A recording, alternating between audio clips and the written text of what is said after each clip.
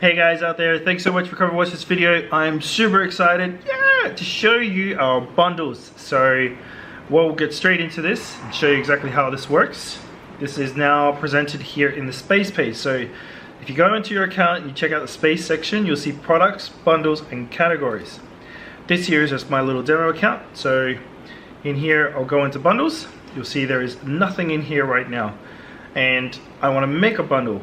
And now the function of a bundle is, for those who aren't too sure, is when you take a product on your Shopify or WooCommerce and you want to combine some other things in the background, but you want to sell it as one thing on the front end.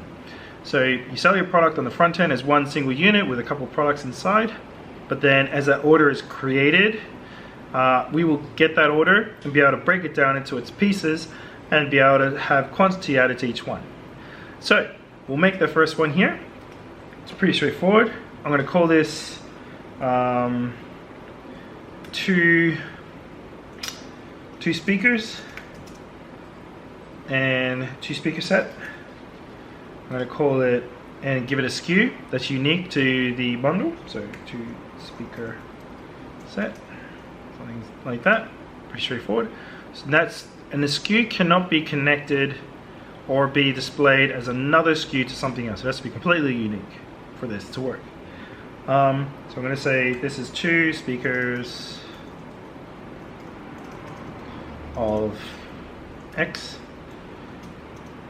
for the product, and then I'm going to go find two speakers and connect them together. So I'm going to say the portable bass speaker.